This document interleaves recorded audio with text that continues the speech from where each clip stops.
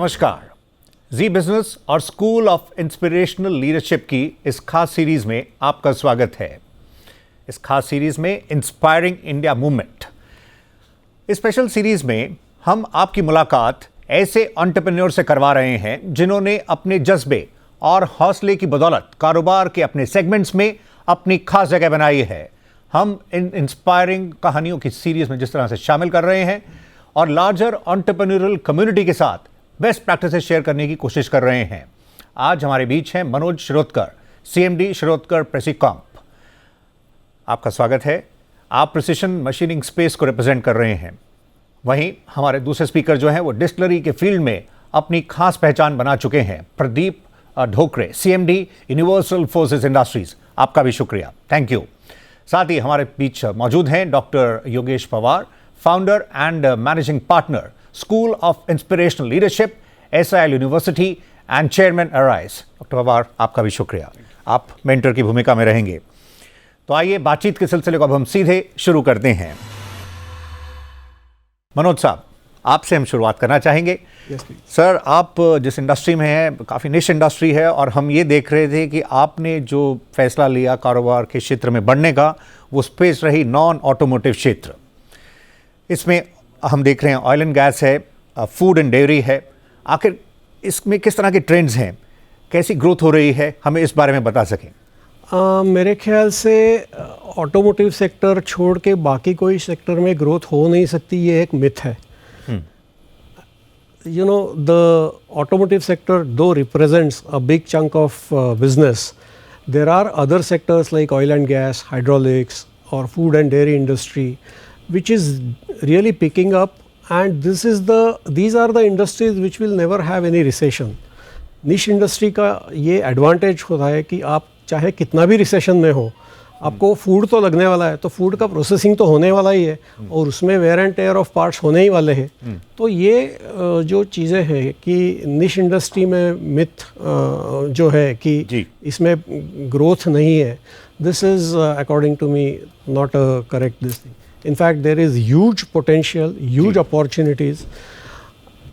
Only in case of oil and gas sector itself, there is a business potential of maybe 100,000 crores, and we are hardly, capitalizing on maybe 5%, 2%, 3% of it. तो यानी इसमें huge potential है, असीम संभावनाएं हैं, और काफ़ी दमखम नज़र आ रहा है। एक और स्पेस जिसमें आप ऑपरेट करते हैं वो बड़ा इंटरेस्टिंग है, एरोस्पेस। इसके बारे में बता सकें, इसमें जो मशीन्स हों, इसमें जो टीम्स है, उनकी जो एक्सपर्टीज़ है, वो किस तरह से इस पर आप काम करते हैं, और इसमें इनफैक्ट गवर्नमेंट का भी काफ़ी फोकस भी है। ऐसा है कि दिन ब दिन आप अगर देखते हो तो जो समय लगता है एक जगह से दूसरी जगह पहुंचने के लिए, वो दिन ब दिन लोगों की ज़रूरत है कि वो कम होता जाए। इसलिए एरोस्पेस सेक्टर वो बहुत बढ़ रहा है in terms of commercial flights. And आपने अभी सुना होगा कि Tatas for Air India have placed order for almost 600 planes on both Airbus and Boeing. So ये 600 प्लेन्स बनाने के लिए काफ़ी कुछ चीज़ें लगती है, and the government's initiative to make in India, this is going to drive a lot of potential for all the products that are required in an aerospace industry. So मेरे ख्याल से ये तो सबसे बड़ा growing sector है। जी, आपसे बातचीत को आगे बढ़ाएंगे। कई और पहलू हैं जिन पर हम आपसे आपकी राय चाहेंगे, आपके व्यूज़ चाहेंगे, पर फिलहाल प्रदीप साहब का रुख करते हैं, फिर हम आपके पास आते हैं। प्रदीप जी, आप बता सकें, ये जो इथेनॉल का पूरा प्रोसेस है, ये जो पूरी प्रक्रिया है, ये किस तरह से चरणों में स्टेप वाइज कैसे आगे बढ़ रही है, और इनफैक्ट अभी हम देख रहे हैं जिस तरह से इसको कनेक्ट बैम्बू के साथ भी किया जा रहा है, जिस पर आप काम भी कर रहे हैं, उसके बारे में हमें आप बता सकें, कुछ इंसाइट्स दे सकें उसके बारे में। सर, ये जो इथेनॉल प्रोडक्शन ट्रेडिशनल वे से जो होते आया है आज तक हमारे यहाँ, शुगर केन, मोलेसेस, फिर 2G 1G इथेनॉल में आ गए हम लोग, फूड ग्रेन से इथेनॉल बनाने लगे। इथेनॉल बनने के लिए ऐसी कोई भी चीज़ जो जल सकती है उससे इथेनॉल बन सकता है। तो अभी 2G इथेनॉल में अपने देश की गवर्नमेंट भी और जनता की मांग भी, जो डिमांड है इथेनॉल फ्यूल का, उसको चलते हुए अपने गवर्नमेंट में अभी बाम्बू से इथेनॉल बनाने का भी प्रस्ताव आगे लाया है। जब ईस्टर्न साइड में जो अपनी इंडस्ट्री कम है, आसाम वगैरह, उन नॉर्थ ईस्ट में states बैम्बू वगैरह का है, वहाँ पर बाम्बू है, तो उसका कन्वर्जन इथेनॉल में कर सकते हैं क्या? ऐसे जो अपने गवर्नमेंट में से कोई जो भी ऑफिशियल जो उनके जो दिमाग में आया था, उसके लिए उन्होंने वहाँ की पेट्रोलियम कंपनियों को उसको मैंडेट दिया कि भाई आप लोग ये प्रमोट करो। और इसके लिए उन्होंने जो टेक्नोलॉजी सप्लायर या पार्टनर्स डिसाइड किए, उनके साथ हमारा भी एक नाम है। And for that I am feeling proud that we are one of the best technology suppliers for bamboo ethanol. इस पे अभी क्या लेटेस्ट है अभी एज ऑफ नाउ? देखिए, पहला प्लांट आ रहा है आसाम में। अभी बाम्बू को क्रश करेंगे हम लोग, बाम्बू से सेल्यूलोज को बाजू में करेंगे, सेल्यूलोज का ग्लूकोज में कन्वर्जन करेंगे। ये मार्केट पे कब तक आएगा? ये पिछले 2 साल से इसके ऊपर काम चल रहा है। बड़ा प्रोजेक्ट है, इन्वेस्टमेंट ज़्यादा है, कोविड की वजह से काफ़ी सारे चैलेंजेस भी सारे लोगों को फेस करने पड़े, लेकिन फिर भी जिस तरीके से ये प्लांट का इम्प्लीमेंटेशन जा रहा है, अगले 6 से 8 महीने में हम लोग एक्सपेक्ट कर रहे हैं कि बाम्बू का इथेनॉल मार्केट में आ जाएगा। तो एक और पहलू टच करते हैं, फिर आपके पास आते हैं। हम ये देख रहे थे 96 में आपने कंपनी को एस्टैब्लिश किया। Yes sir. अभी एज ऑफ नाउ आपके जो सॉल्यूशंस हैं इंडस्ट्री को लेकर, वो किस तरह से आपके ऑफरिंग्स हैं, क्या मुहैया करवा रहे हैं? देखिए, 1996 में जब हमने ये शुरू किया था, तो हम लोगों ने बीइंग मिडिल क्लास फैमिली का फर्स्ट जनरेशन एंटरप्रेन्योर हूँ मैं, तो उस टाइम काफ़ी चैलेंजेस थे, काफ़ी छोटे पैमाने पे हमें ये शुरू करना पड़ा, लेकिन जल्दी हमें चांस मिलते गए, बड़ा काम मिलता गया। तो 1998 से हम लोगों ने पूरा इथेनॉल देने के लिए शुरू किया, इथेनॉल प्लांट देने के लिए शुरू किए। हर 4-5 साल में एक ऐसा मोड़ आता गया कि जिसमें कोई और बड़ा टेक्नोलॉजिकल या प्लांट का कोई बड़ा हिस्सा उसमें हमें ऐड करने का मौका मिलता गया। और इस तरीके से अभी हम लोग इथेनॉल को के लिए जो यूटिलिटीज़ लगती है, उसमें पावर और स्टीम सप्लाई करने के लिए बॉयलर्स बनाती है यूनिवर्सल खुद।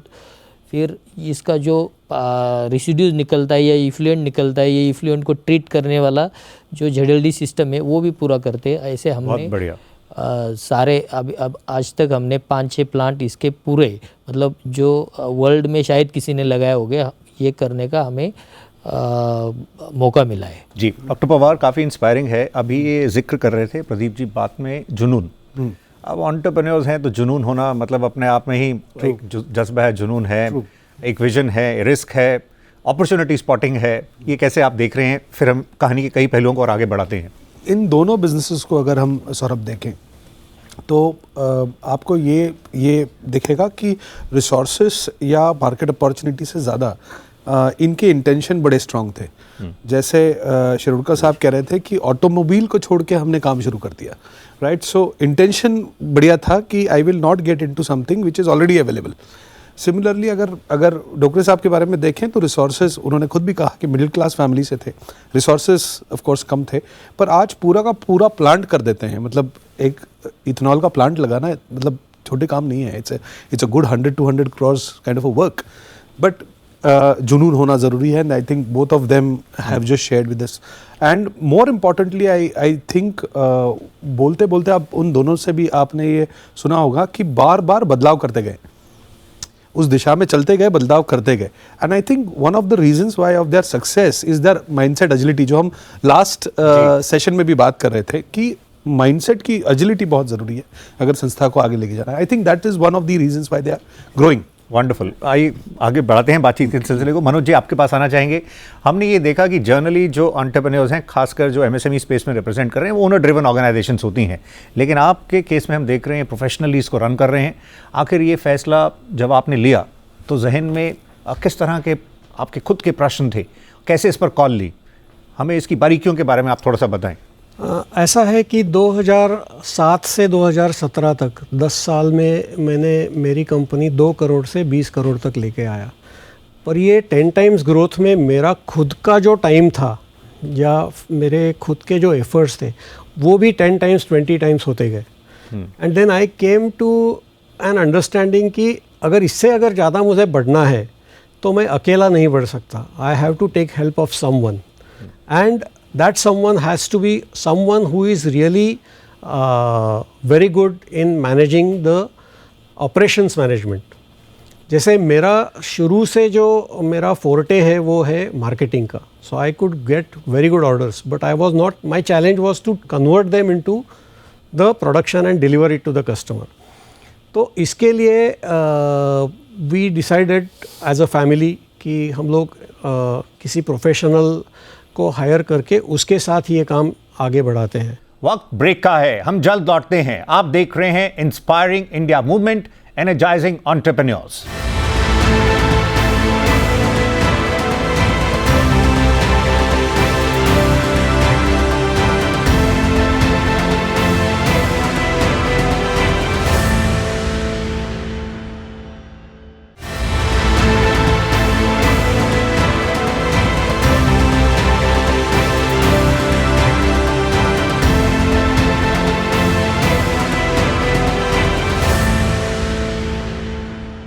Welcome back. आप देख रहे हैं एंटरप्रेन्योरल इकोसिस्टम की दमदार कहानियों का सफर. आइए बातचीत के सिलसिले को आगे बढ़ाते हैं. जनरली हमने देखा है एंटरप्रेन्योर्स जो होते हैं माइक्रो, वो तो सिंगल मैन आर्मी है.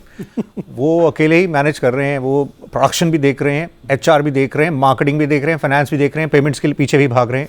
सब कुछ करना पड़ता है. लेकिन इसके केस में हम देख रहे हैं जिस तरह से ये एक तो teams building and more over professionally उसको रन करना प्रोफेशनल्स के थ्रू. ये आप इसमें कैसे इसको रीड कर रहे हैं? सो अगर इसे हम थोड़ा 30,000 फुट पे जाते हैं और फिर देखते हैं, है ना, बिजनेस मेरी ज़िंदगी का हिस्सा है, मेरी ज़िंदगी नहीं है, right. So I start something, I have to stop because my mind might not have any challenges, but my physical limitations are there. I will always have physical limitations. So वो फिजिकल लिमिटेशंस, लोग मुझे retire करें उससे पहले मैं retire हो जाऊँ, ये एक बहुत इंपॉर्टेंट एलिमेंट है जो first generation second generation entrepreneurs ने समझना चाहिए. व्हेन आई से रिटायरमेंट का मतलब नहीं मैं कहीं चारधाम चले जाऊँ. रिटायरमेंट का मतलब है I will get off from an important position of the company and let somebody else take over. I will guide him and then probably transit into a role of a mentor. ये अगर मैं पहले ही decide कर लेता हूँ, जैसे शिरोडकर जी कह रहे थे, अगर मैं ये पहले, क्योंकि उन्होंने ये भाप लिया कि 20 करोड़ के बाद शायद उनको तकलीफ हो रही है, वो उनके एफर्ट्स भी ज़्यादा जा रहे हैं नेक्स्ट लेवल के लिए. सो इम्पॉर्टेंट है कि वो जो डिसीजन है, और वो स्ट्रगल वाला डिसीजन है, because it is a power giving exercise. It is not an exercise कि मैं पावर ले रहा हूँ, it is a power giving exercise. वो स्ट्रगल वाला है. इसीलिए ये अगर मैं पहले ही तय कर लेता हूँ कि अगले 10 साल में I will hand it over, तो वो ट्रांजिशन सही होता है. And every business, I mean I have, if you go back to history, any business that has grown over 3 generation has become a conglomerate. Wonderful. तो आइए अब हम प्रदीप साहब आपका रुख करेंगे. आप हमें बता सकें अपनी प्रेजेंस के बारे में, अपनी मौजूदगी के बारे में. इंडिया में भी दूसरे रीजन्स में भी ऑपरेट करते हैं, कैसी लर्निंग्स रही हैं, क्या एक्सपीरियंसेस रहे हैं? प्राइवेट कंपनी के साथ काम करने से मेरा शुरुआत हुआ था. इसमें काफ़ी बड़े पैमाने पर कोऑपरेटिव इंडस्ट्री इन्वॉल्व है. जो शुरू में मैंने जैसा कहा कि हम लोग अगर फर्स्ट जनरेशन एंटरप्रेन्योर्स थे तो हमें तो नज़दीकी काम देखना पड़ा. तो नज़दीक में जो भी शुगर फैक्ट्रीज़ है इनके साथ काम करते करते उनका डिसिप्लिन सीखने को आया. उनके यहाँ काम पूरा किए बिना हम लोग भाग नहीं सकते, ये सब सीखने को आया.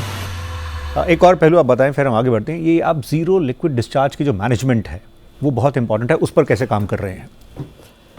सर, जीरो लिक्विड डिस्चार्ज के लिए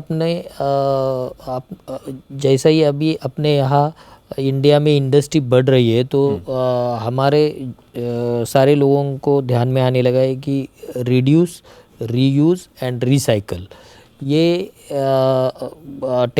सब थीम्स हमें रोज़ के प्लांट ऑपरेशन में काफ़ी अच्छी तरीके से इम्प्लीमेंट करना चाहिए. तो हम लोगों का पहला कोशिश रहता है कि भाई कम से कम पानी वापरो. जो भी हम लोग इफ्लुएंट या जहाँ भी जो भी स्ट्रीम्स गटर में छोड़ देते हैं पानी का, एक बार यूज़ करके पानी हम लोग नॉर्मली छोड़ देते, उसको कलेक्ट करो, उसको वापस थोड़ा शुद्धिकरण करके रिसाइकल करो.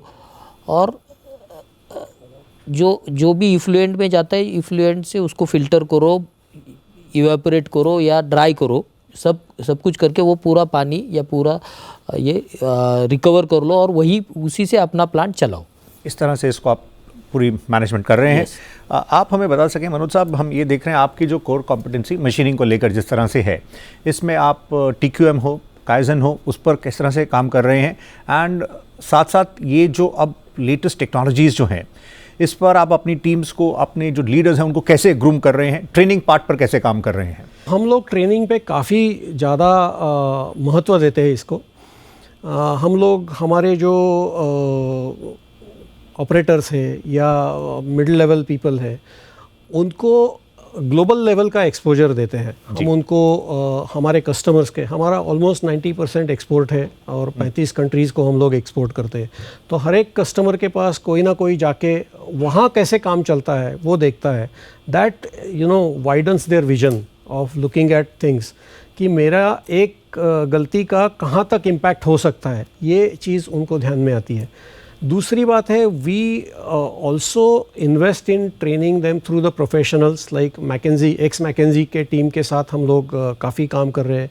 तो 2 साल का पूरा ट्रेनिंग प्रोग्राम है वो, उसमें मिडिल लेवल और टॉप लेवल लीडरशिप को अलग अलग तरीके से वो ट्रेनिंग देते हैं। डॉक्टर पवार, हम आपसे एक पहलू ये समझना चाहेंगे, ये अब दौर जब हम कह रहे हैं नया दौर है तो इसमें सस्टेनेबल मैन्युफैक्चरिंग की काफ़ी बात है, स्मार्ट मैन्युफैक्चरिंग है, लेकिन वो सस्टेनेबिलिटी की तरफ अगर उद्यमी कदम बढ़ाते हैं, आगे बढ़ते हैं, तो आपको लगता है उनको किस प्रकार से प्रोत्साहन किया जाए, कुछ इंसेंटिवाइज किया जाए ताकि वो मोटिवेट हो आगे बढ़ने के लिए इस राह पर? गवर्नमेंट की PLI स्कीम इसे बहुत सपोर्ट कर रही है, right? So I think sustainability is one of the goals, one of the 19 global goals, sustainable infrastructure and sustainable manufacturing. So अगर SMEs आज sustainability पे ध्यान देते हैं, green पे ध्यान देते हैं, environment पे ध्यान देते हैं, women empowerment, POSH, all of this will create the brand image very good. क्योंकि मार्केट में वैल्यू उसी चीज़ की है जो परसीव सही तरीके से होता है। सो अगर आप इन दोनों बिजनेसेस को देखें तो दोनों बिजनेसेस में बहुत ही अच्छा अपॉर्चुनिटी है कि वो ब्रांड बिल्डिंग एक्सरसाइज उस तरीके से करें, क्योंकि अच्छा सिर्फ दिखाने के लिए भी नहीं होगा, they have to actually do it. So whether it is recycle, reuse और रीमेक, वाटर फिल्ट्रेशन और all my components to be refurbished, all of this will become a very important element of going forward in sustainability. Right. I think constant use of the similar material and its utilization in a different format is going to help. Right, समय बिल्कुल ख़त्म हो रहा है, चलते हुए हम कुछ और कमेंट्स आपसे लेना चाहेंगे। आप जिस तरह से मशीन बिजनेस में है, काफ़ी कैपिटल इंटेंसिव है और इसमें आप फाइनेंसिंग के पर्सपेक्टिव को हमें बता सकें, खास करके फाइनेंशियल डिसिप्लिन जो कि उद्यमियों के लिए एक वीक लिंक रहता है, उस पर आपने कैसे काम किया है? मेरे ख्याल से we should be a bit orthodox on managing our finances, we should be more disciplined in using our finances. अभी जो कोविड का पैंडेमिक आया, इसमें काफ़ी सारे इंडस्ट्रीज़ को बहुत ज़्यादा नुकसान या फाइनेंशियल कैश फ्लो मैनेजमेंट करना पड़ा। तो इसमें मेरे ख्याल से हमने हमेशा से right from day one we should start on saving some amount of our income into reserves, so that आगे चल के अगर 6 महीना भी हमारा कंपनी किसी भी कारण बंद पड़ता है तो our fixed expenses we should be able to take care of, and that is very important in managing the business. क्योंकि अप्स एंड डाउन्स तो बिजनेस में आते ही रहते हैं, तो वो जो डाउन टाइम है उसमें हमें बहुत केयरफुल रहना पड़ता है। जी, अब फाइनल कमेंट्स हम लेना चाहेंगे डॉक्टर पवार, इसी को हम थोड़ा सा आपसे बढ़ाएंगे आगे। जैसे नेक्स्ट फाइनेंशियल ईयर शुरू हो तो MSMEs इस पर कैसे काम करें? फाइनेंशियल एक प्रोसेस है, ग्रोथ का एक प्रोसेस है। Every year the process needs to begin in January, कि मैं अगले मार्च में मतलब आने वाला मार्च से लेके अप्रैल टू मार्च में क्या करने वाला हूँ, and that is called annual operating. School of inspirational leadership हर साल एक इवेंट करता है जिसका नाम है आरंभ, और आरंभ में हम बिजनेसेस के एनुअल ऑपरेटिंग प्लान्स बनाते हैं जिसमें डिटेलिंग होती है कि किस तरीके से मैं मेरे रिसोर्सेज, मेरे टाइम, मेरा पैसा मैं किस तरीके से यूज़ करूँगा। And I think every business अगर अपने एनुअल ऑपरेटिंग प्लान पे काम करे जी। तो हर साल वो ग्रोथ पाए. This is how it works actually. So it's a mathematical exercise. तो चलते हुए प्रदीप साहब इन ब्रीफ कहिएगा, समय बिल्कुल खत्म हो गया है. इथेनॉल की हम बात करें, पेट्रोलियम में किस तरह से आप आगे इसका ये आउटपुट स्टेटस आगे की रहा, रोड हेड कैसी लग रही है आपको, इन ब्रीफ बता दीजिए. सर इथेनॉल के लिए टेक्नोलॉजी अभी काफ़ी डेवलप हो गया है. जी जो भी मैंने जैसा कहा, जो भी जल सकता है उससे इथेनॉल बन सकता है. जी और because it is a liquid fuel, और हम लोग जब से ये इंडस्ट्रियल रिवॉल्यूशन देख रहे हैं वो सब एनर्जी और फ्यूल बेस्ड है. लिक्विड फ्यूल इसमें एक बहुत बड़ा रोल करता है, और इथेनॉल ये शाश्वत फ्यूल है जो इथेनॉल को 100% रिप्लेस कर सकता है. राइट. तो इतना ही समय था. आपका बहुत बहुत शुक्रिया स्टूडियो में आने के लिए, and wishing you all the very best आने वाले दिनों के लिए. मनोज साहब, प्रदीप जी, आपका शुक्रिया. Doctor Pawar, thank you very much. Thank you. तो इंस्पायरिंग इंडिया मूवमेंट के आज के सेशन में इतना ही. चलते चलते हम वॉल्ट डिज्नी की एक बात आपके सामने रखना चाहेंगे. All our dreams can come true if we have the courage to pursue them. तो हमारी ओर से आपको भी शुभकामनाएं. फिलहाल इतना ही, लेकिन इंस्पायरिंग इंडिया मूवमेंट का सफ़र जारी रहेगा. नमस्कार, गुड बाय.